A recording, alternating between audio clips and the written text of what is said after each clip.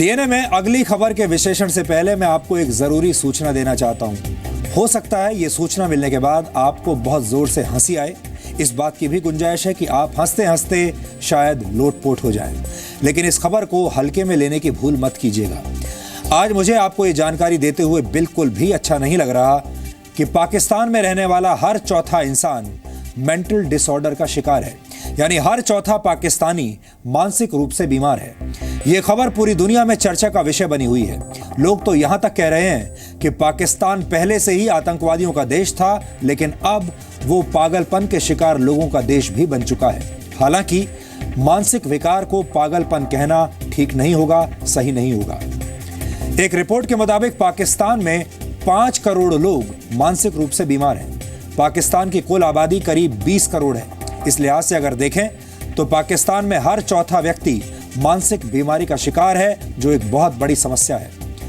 मानसिक रूप से बीमार लोगों में करीब 3 करोड़ लोग वयस्क हैं, जबकि करीब 2 करोड़ बच्चे मानसिक रूप से बीमार हैं।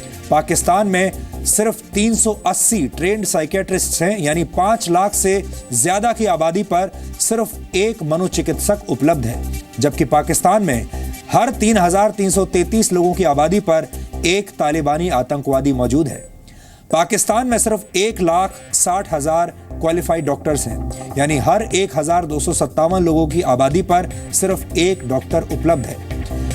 इस रिपोर्ट के मुताबिक पाकिस्तान में मानसिक रूप से बीमार लोगों की इतनी बड़ी संख्या की अलग अलग वजहें हैं, लेकिन जो बात सामने निकलकर आ रही है उसके मुताबिक पाकिस्तान में धार्मिक आधार पर गलत शिक्षा और जिहाद लोगों को मानसिक रूप से बीमार कर रहा है।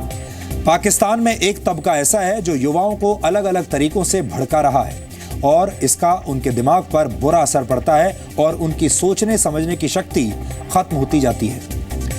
पाकिस्तान भारत के खिलाफ आतंकवादियों को पालने पोसने के लिए तो मोटी रकम खर्च करता है, लेकिन जब बात अपने ही देश के लोगों की आती है तो वो अपनी आंखों पर पट्टी बांध लेता है। आप अंदाजा लगा सकते हैं कि जिस देश की 1/4 आबादी मानसिक रूप से बीमार हो, उस देश का क्या हाल होगा और उसका क्या भविष्य होगा। सलमान खान का भी बाप हूं।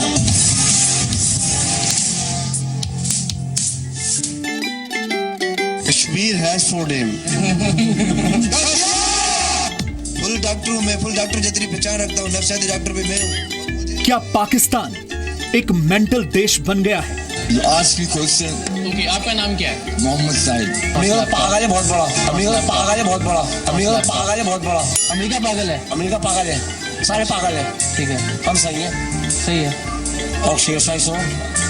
ऐसी वो लड़की थी जिसमें मैं प्यार करता। असल चक्कर ये है, आपने अब तक पाकिस्तान के आतंकवादी हाफिज सईद का पागलपन देखा।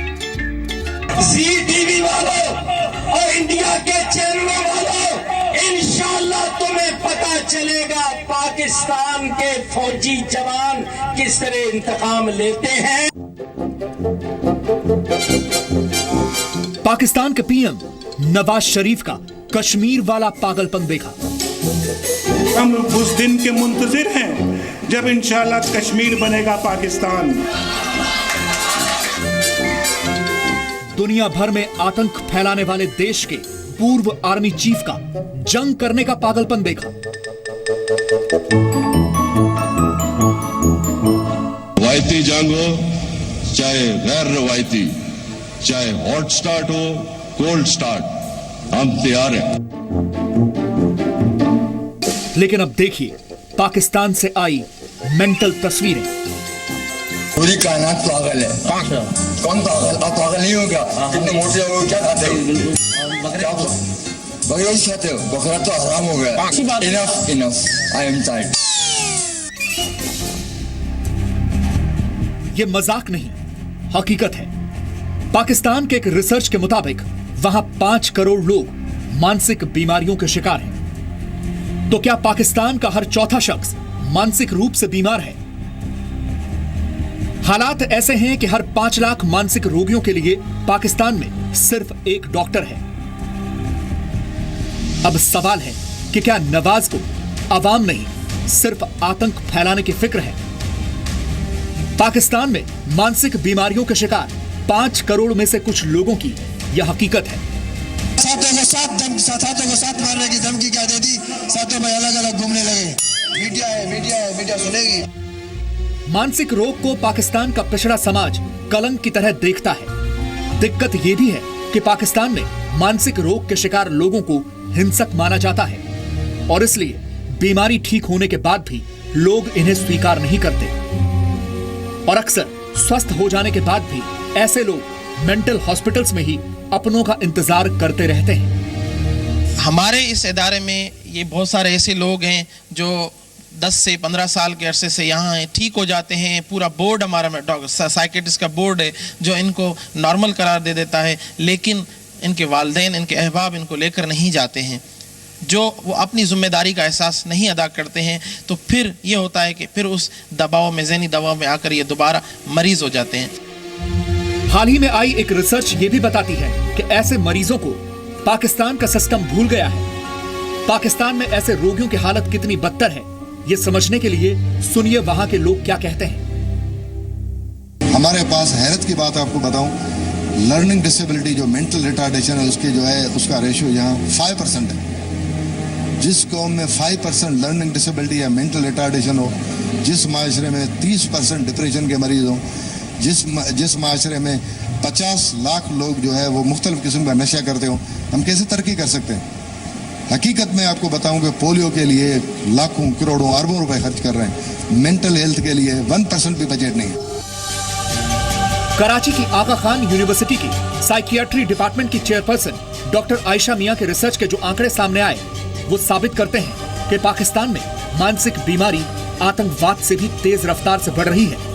पाकिस्तान में करीब 1,60,000 MBBS डॉक्टर्स हैं। पाकिस्तान में हर एक 1257 लोगों पर एक डॉक्टर है।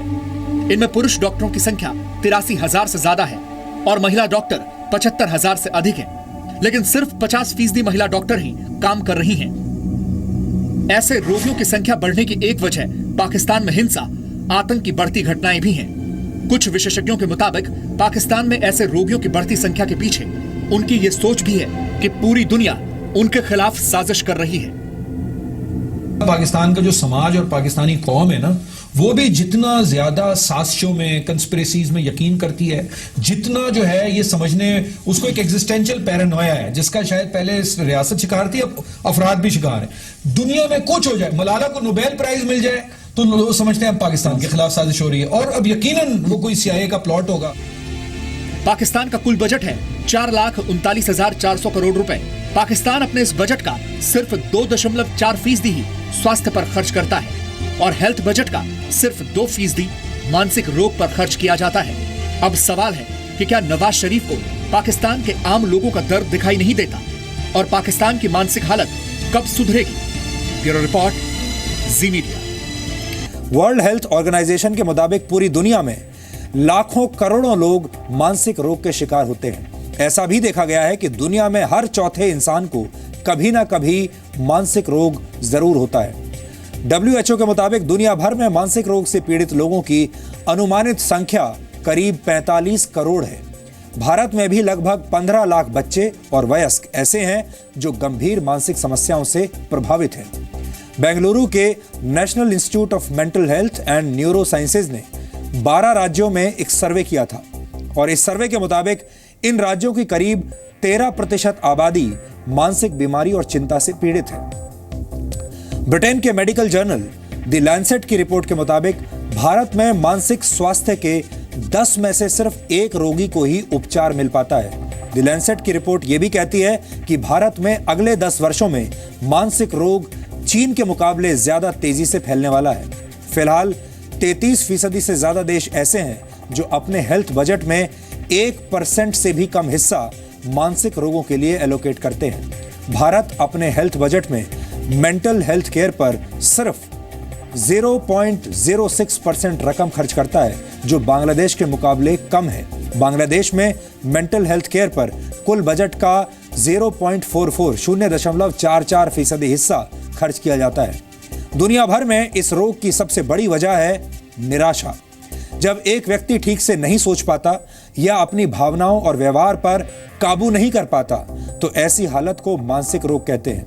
मानसिक रोगी आसानी से दूसरों को समझ नहीं पाते और उन्हें रोजमर्रा के काम ठीक से करने में मुश्किल होने लगती है। मानसिक रोग के लक्षण हर व्यक्ति में अलग अलग हो सकते हैं। ये इस बात पर निर्भर करता है कि उसके हालात कैसे हैं और उसे कौन सी मानसिक बीमारी है।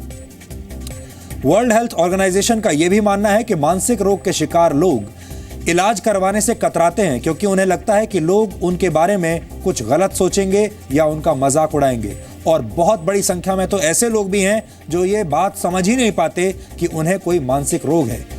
यहाँ एक और बात का जिक्र करना जरूरी है। हमारे समाज में सबसे गलत धारणा यह है कि मानसिक रोग से पीड़ित व्यक्ति जनता के लिए यानी समाज के लिए हिंसक और खतरनाक होते हैं। इस तरह के नकारात्मक रवैये और गलतफहमी की वजह से मानसिक रोग से पीड़ित व्यक्ति समाज से दूर होते चले जाते हैं।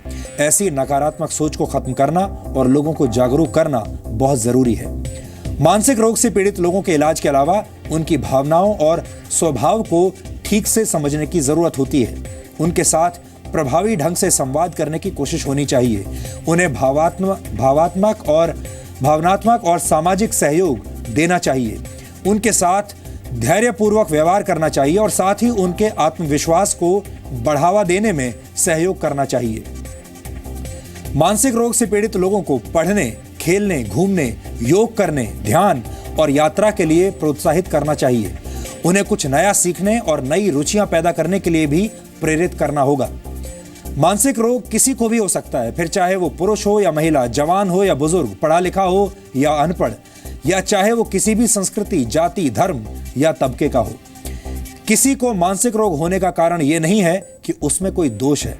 अगर मानसिक रोगी अच्छी तरह अपना इलाज करवाएं तो वो ठीक हो सकते हैं और एक अच्छी और खुशहाल जिंदगी जी सकते हैं। अगर कभी आपको इस बात का एहसास हो कि आप मानसिक रूप से अस्वस्थ हो रहे हैं या आपके आसपास कोई व्यक्ति मानसिक रूप से बीमार है, तो आपको अपने डॉक्टर से तुरंत परामर्श करना चाहिए। इसमें शर्म की कोई बात नहीं है।